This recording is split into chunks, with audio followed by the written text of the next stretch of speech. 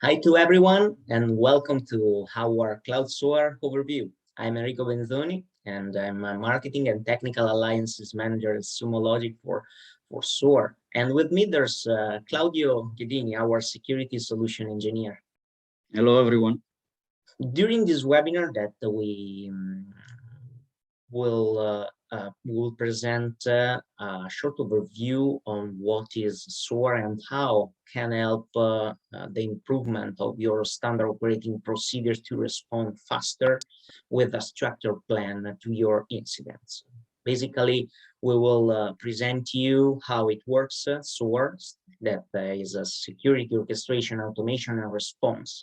And we will introduce the topic and we show the platform, and we hope to discuss you on your specific needs. We also have a ROI tool that show you with or without SOAR the benefit that you can have in managing all your processes. You have a question button you can use during this webinar, and at the end we will respond to some of your question. But let me start the presentation. SOAR starts where CMNs. We receive alerts, we make the triage of alerts and insight if you have Cloud SIEM. And we conduct enrichment and investigation, collecting all the information in a structured way. So your analyst will find all the information in one place, and they can boost the automation for the enrichment phase. So they can skip some time-consuming tasks, for example, managing threat intelligence, managing many different platforms to obtain information. All the information will appear in the case manager, and it's very easy for the analyst to analyze the information to take decisions. So they can take this type of decision to go ahead in the process, and this is very useful for them. So basically, the SOAR helps in minimize the response time, reduce the analyst fatigue, and improve the efficiency and consistency of the SOC.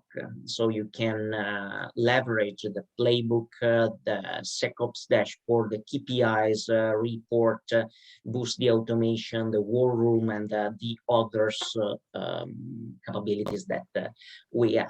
We already have hundreds of connectors that you can add to your processes, and there's no one process that is the same of another one. And the power of the SOAR is the flexibility, because the cybersecurity has to serve the business, and you have to adapt your environment to the business and the processes that you have, and you can protect them. And you can also create cyber and non-cyber use cases. This is a short example of what is standard operating procedures improved by the SOAR. So you receive an alert. In this case, it is a phishing example. And after the receiving of the alerts, you have to conduct some enrichment. So, for example, you have to take the IP geolocalization of phishing domain. You have to make a screenshot of the phishing domain. You have to send a notification, and you have to take a first decisions. In this case, the SOAR analyze the score of results obtained, and in this case the playbook go up because it is malicious, conduct other enrichment, take another decision, and arrive at this important button that is the user choice. Analysts receiving the SecOps dashboard just this task. The others used the automation, and after the receiving of this task, they have to decide what to do. In this case, the analysts click on Cisco umbrella, and the SOAR orchestrate the Cisco umbrella action in order to block the domain, and arrive at the latest action that we suggest to add to your process, that is review the incident and close it. So if you see, there are a lot of action to perform to respond an incident, but just 2 tasks has been performed by the analyst, and that this permits to save a lot of time, and being structured processes. Now, let me introduce the 6th point that Claudio present to you. So the open integration framework for integration, and in order to manage on the fly the existing one, adding new one, etc. The incident management capabilities, playbooks, and his manager, the SecOps dashboard in which appears all the analyst task, the triage machine learning and supervised intelligence that helps the analyst in order to take decisions and decide how to proceed, and ideally customizable dashboard and KPI to improve the collaboration and communication across your company. And at the end, you can personalize the incident reports that will be created in automatic. Now let me give the sharing of the screen to Claudio, please. And we can start talking about the open integration framework. Thank you. If you have any question, please use the question and answer box. Okay, thank you, Enrico. I want to highlight this 6th point that Enrico mentioned already, starting from the open integration framework. That is a section inside the Cloud SOAR where you can manage, add, customize, and even create your own integration with third-party technologies. So inside the platform, there is the integration section with, in this example, the list of the available integration. By clicking on one of them, you can see all the actions that are available, or action are color-coded, as you see in the example that Enrico showed you before. You can check, so for example, the green one, enrichment, you can check the code of the action, is all in clear text. You can highlight the languages that to highlight all the section of the code. You can see all the parameters, obviously. We support other languages, mainly developing Python. And from here, directly, you can add, amend, add a new section of the code. So you can live modify the action.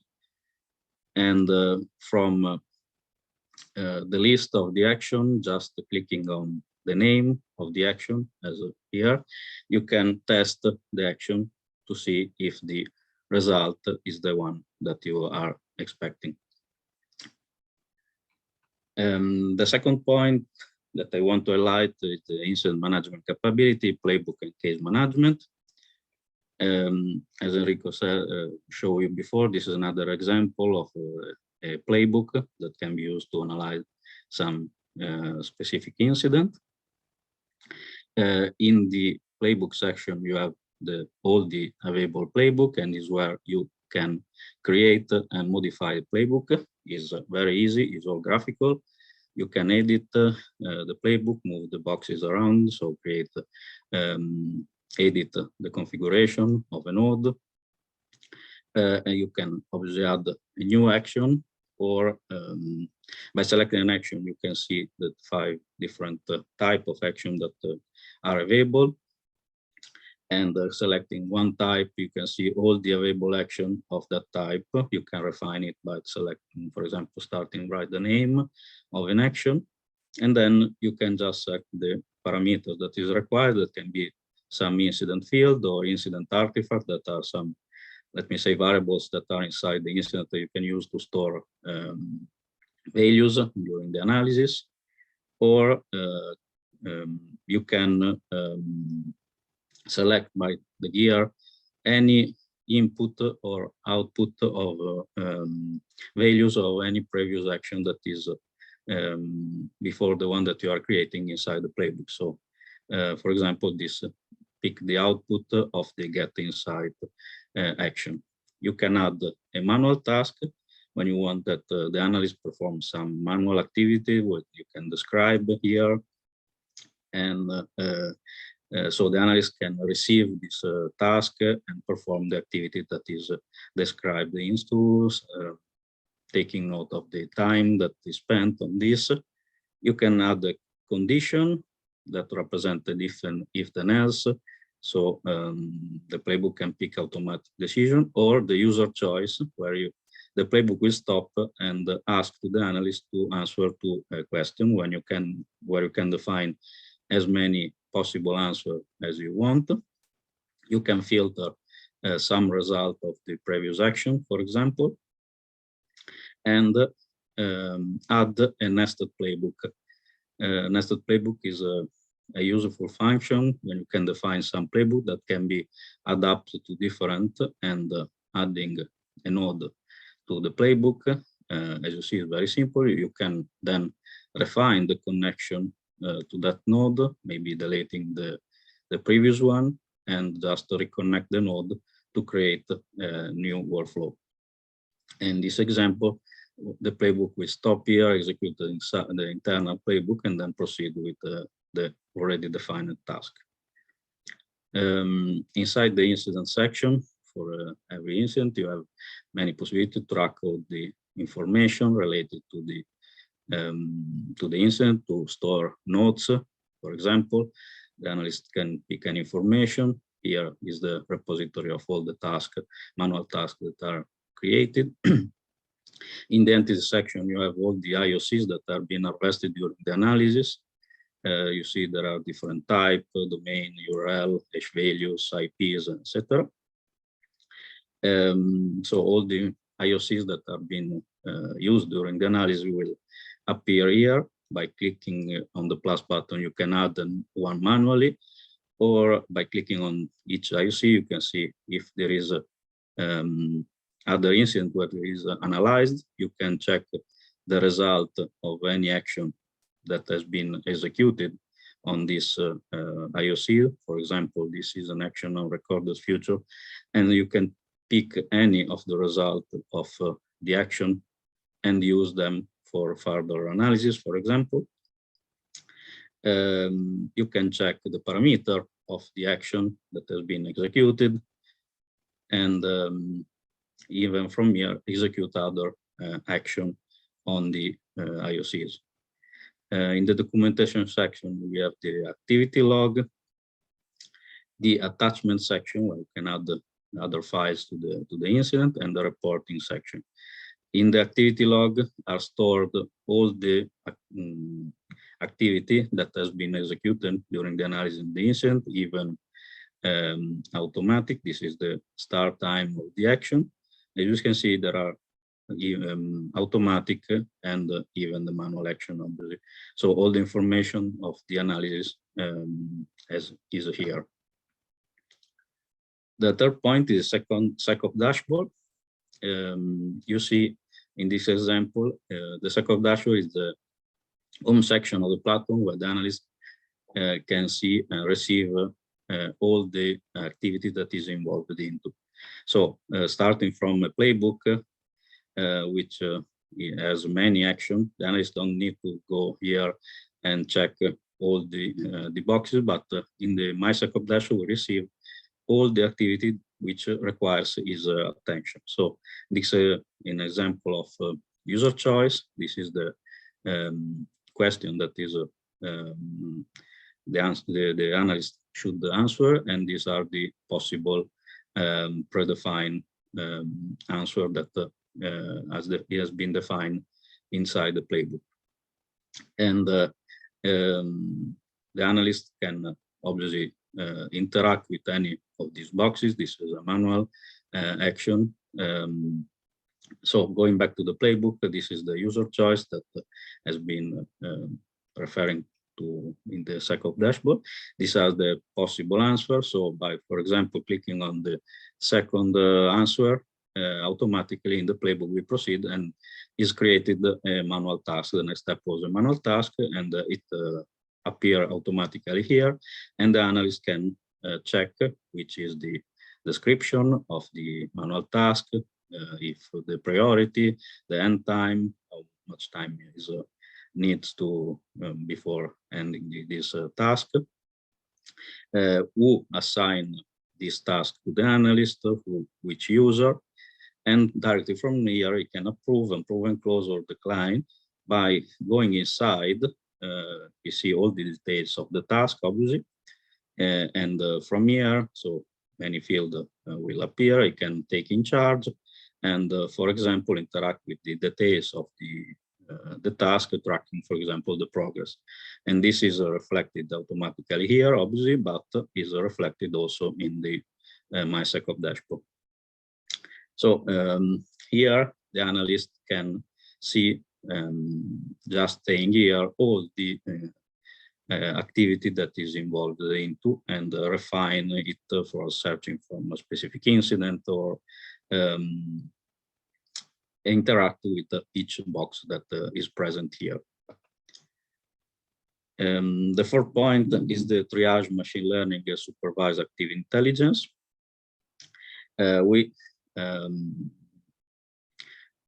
We have the idea that time is a very important asset, so we want to help the analyst to use better his time. So with the supervised active intelligence, we have divided in two phases. Phase one is, as Enrico mentioned before, through the triage capability of the platform, eliminate the false positive and create only incident for the real threats.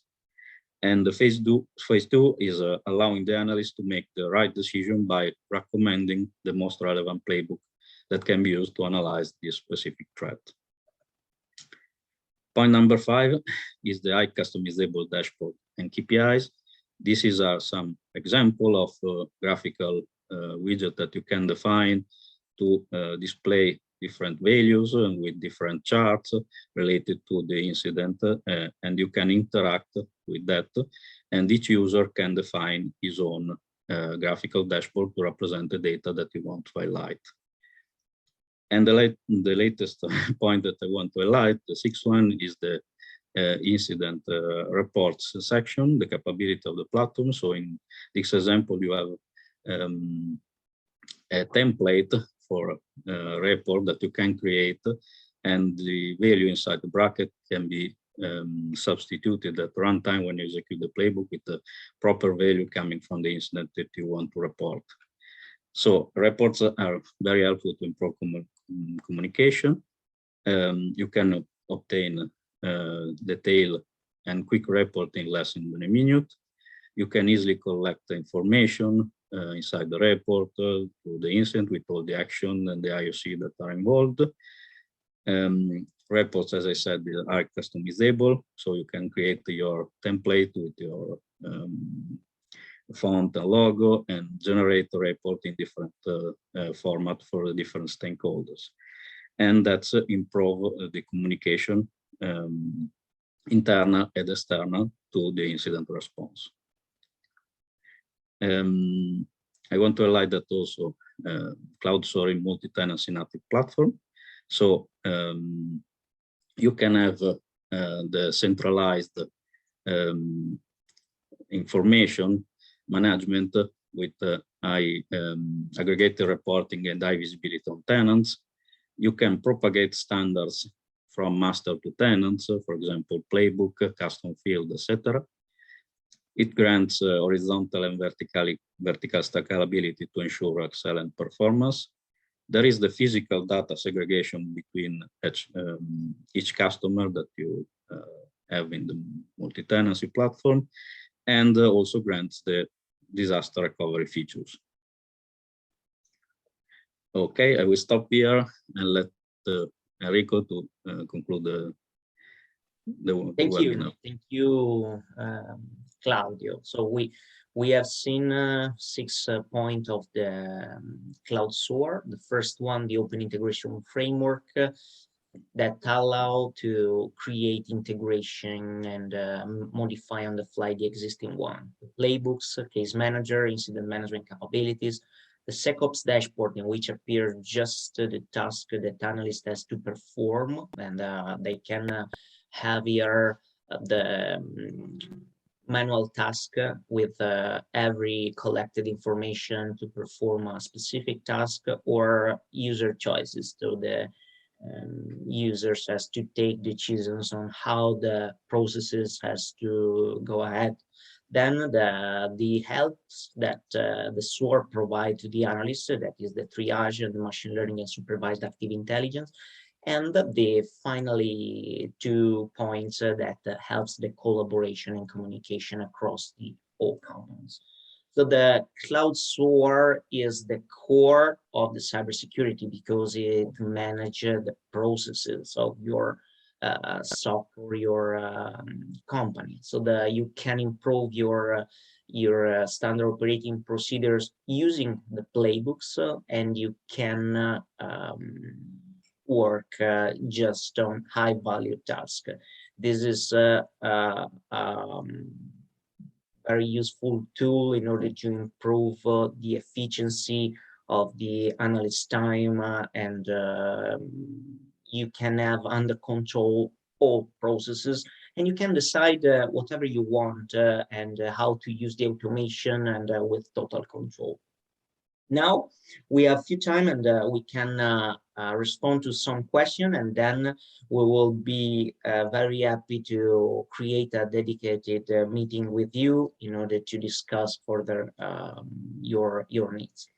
Let's start with some questions. So I have seen that we receive many of them, but we respond to someone. For first, how to start a SOAR project, and if you can decide how to how to decide which are the alerts to ingest. So how to start? I am trying to respond to this one. For first, you have to analyze the processes you would like to improve. After that, you have to make an assessment of the tool that you have and you would like to use, analyzing which are the integration to orchestrate. After that, you can decide which action you would like to automate, and in a graphical way, you will improve the process. About which are the alerts that you would like to manage, you have two possibilities.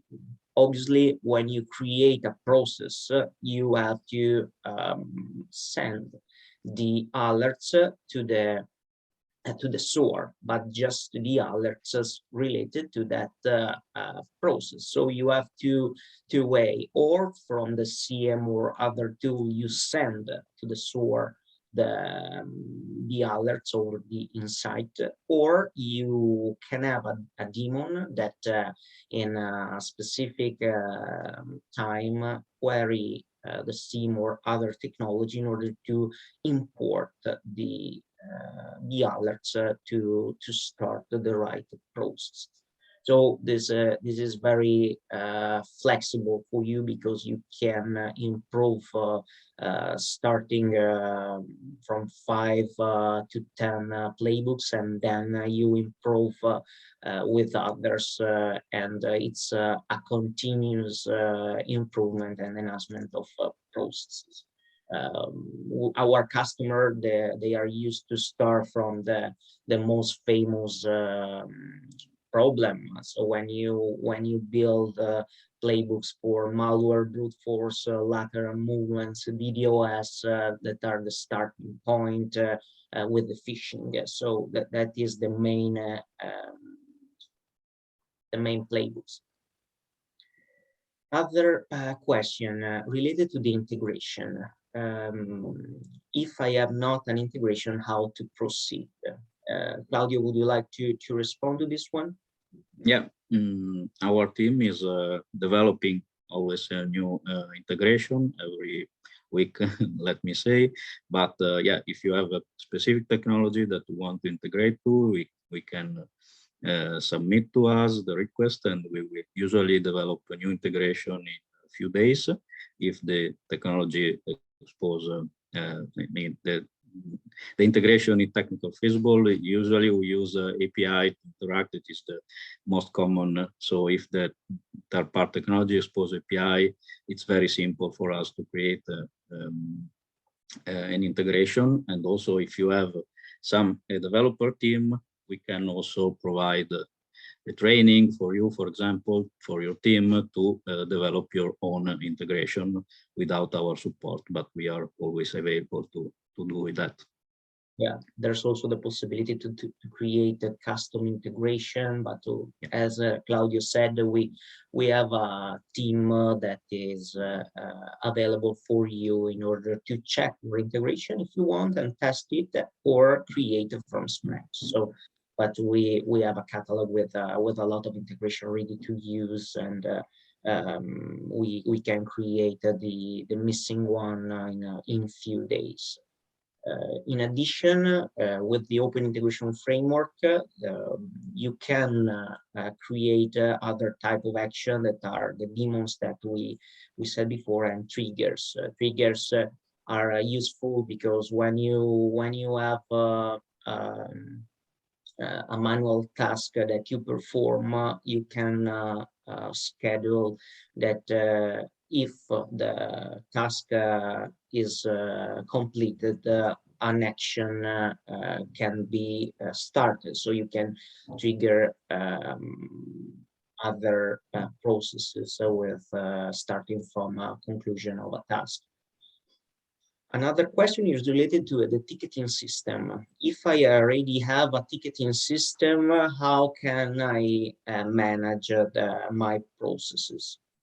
I try to respond to this one. Then Claudio, if you would like to integrate something. So you can align there's the features about the integration that you can align the ticketing system and the SOAR case manager. So you always be sure that the information you have in the ticketing system are updated in the SOAR and vice versa. And this is powerful because you can also create schedule action, for example, that during the playbooks, if you have to proceed with the procedures after the closing of a ticket, for example, every 30 minutes, every day, what you want based on your process, you can use the schedule action, for example, in order to check constantly if the condition of the ticketing of the ticket change, and this allow you to maintain aligned the two systems. Is it correct, Claudio? Yeah, very important thing that you said, that is interaction or bi-direction. Also, when the ticket can be a starting point for start analysis, and then at any stage you can revert back to that, add more information, change the status, and it is very useful to keep all the two platforms aligned on the status of the analysis. Yeah. We have 2 minutes, so we can select the last one questions. So I have seen that many of these we already respond during the webinar. This one related to the MSSP. If I have many customers, can I use the others integrations and playbooks I created for everyone? Yes, the response is this. Yes, you can, as if you come back to the previous slide, Claudio, we can, you can see here that you can propagate standard from master to the tenants. So you can reuse the playbooks adapting to the other customer, but you can maintain the custom fields in the case manager, and that the custom fields are very important because you can import in a structured way every information you would like to have, and you can add the custom fields also in the reports, and reports are created in automatic. So this is very useful for the communication with the customer, because when you identify an incident and you solve the incident for your customer, you can send in a minute a very detailed report with all IOCs and everything you performed around that incident. This is a very interesting capabilities for SOC that provide a managed service. So thank you very much. Please, if you have other specific question, contact us. We will be happy to set up a demo for you, and you can contact us at sales@sumologic.com. And thank you, and see you soon. Have a Thank nice you very day. much.